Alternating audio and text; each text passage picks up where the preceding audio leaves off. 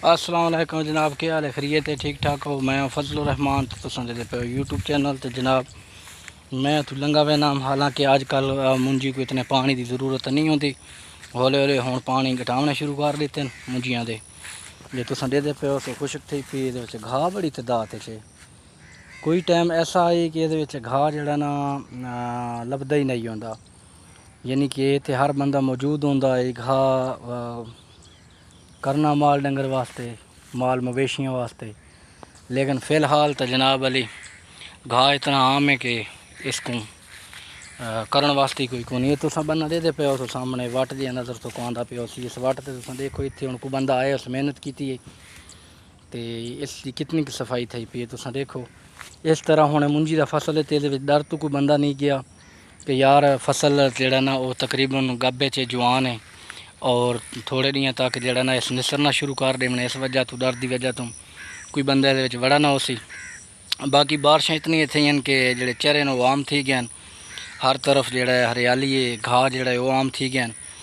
तो कुछ जनाब जिमीदार डर तो भी ना कुछ बंदे फसल नहीं वड़ते और वड़ना भी नहीं चाहिए किसी की इजाज़त बगैर, क्योंकि उसकी बड़ी मेहनत ही पी होंगी और उस अगला बंदा फिर नाराज़ हो या शिकायत करे तो फिर अच्छी गल नहीं। बाकी ये देखो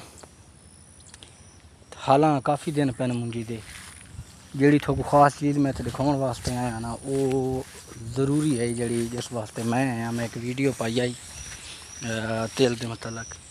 वैसे तो साडे इलाके दे विच जी मुंजी है वो ज़्यादा लई वेंदी है, लेकिन कई लोग कपास भी काश्त करते हैं, कई लोग जनाब तिल भी काश्त करते हैं और मैं थोड़ा दिखाना तिलों की काश्त।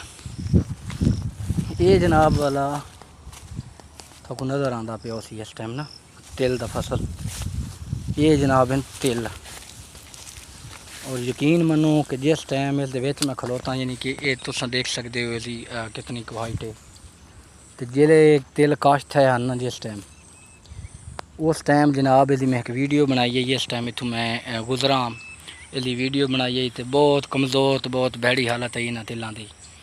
लेकिन आज मैं देख के हैरान थी गया, क्योंकि इस इलाके के तकरीबन एक ये भी 4 कनाल जगह है जितने तेल है, बाकी कोई जगह मेरे को ऐसी नज़र नहीं जितने तेल हो। तकरीबन ये आस पास देख सो ना तो थोकू ना मुंजी मुंजी नज़र आ सी या घाह नज़र आ सी।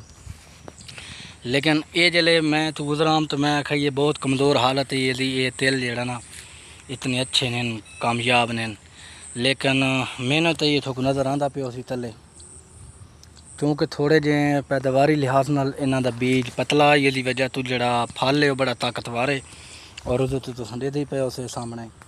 तो इन्हां तेलों की यह खासियत है कि ये जोड़े तिल होने एक तो इन्हां दी किलो के हिसाब नाल मणा के हिसाब नाल जड़ा ना कीमत बहुत ज़्यादा होंदी है और इसका खर्चा जोड़ा है वो बहुत घट होंदा है, लेकिन हिफाजत बड़ी ज़रूरी होंदी है। और इन्हां को जल्द कटाई करना पौंदा थोड़ा जिहा सब्ज़ हालत कटाई करना पौंदा ताकि जोड़ा तिल होवे उसको उसकी जी मकसद बीज वाला हिस्सा होंदा है या फलदार हिस्सा होंदा है उसको उतले पासे ज़मीन तो उतली साइड पर इस तरह आपस दे विच उन्हां दे सिर मिला के रखना पौंदा, क्योंकि जल्द ये धुप लगती है खुश्क थींदा तो फिर बीज ज़ाया होंदा या फल ज़ाया होंदा है।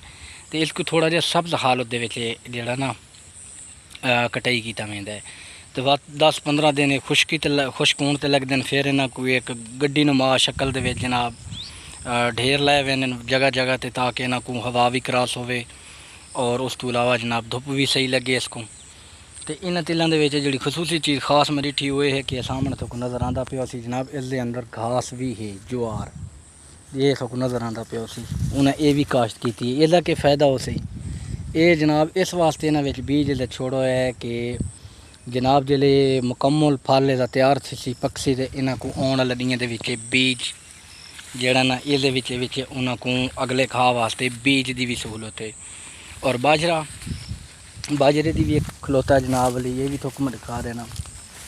ये तुम देखो बाजरा जोड़ा है वो जनाब वाला इस इलाके बहुत कम काश्त किया वेंदा। ज़्यादातर मैं बकर लई वाली साइड ते गया उस पासे बाजरा जोड़ा ना बहुत ज़्यादा काश्त किया वेंदा और एक बहुत ज़बरदस्त फसल है बाजरे की भी। तो यकीन मनो इत्थे आने का जड़ा ना बड़ा मज़ा आया, बड़ा पुरसकून माहौल है। और जी सब तो ज़बरदस्त में खुशी थी है ना ये तिलों को देख के। तो तिल अल्लाह पाक जड़ा ना इन्हों को रंग लाए और तकरीबन कोई मैं 15-20 दियां बाद इन्हां को डिठा तो इन्हां दी जनाब अली तुम देखो यक लख्त चेंज हो गया। ये हुण मुकम्मल यानी कि गब च मुकम्मल पकाई की तरफ वेंदा पे। कोई दिन बाद इसकी कटाई मुकम्मल थी वैसी और ये तेल फिर खुश्क करन वास्ते रखे वे सन। तो बाकी गुड हो गया। कितों कितों तुस मेरी वीडियो दे हो जनाब एंड तो फिर हुई कि तुस चैनल को लाजमी सब्सक्राइब मारना और कमेंट्स भी करने और अपना लाइक भी करना इजहार ज़रूर करना। तो मिलसा इंशाल्लाह नेक्स्ट वीडियो। तब तक मेरे को इजाज़त। अल्लाह हाफिज़।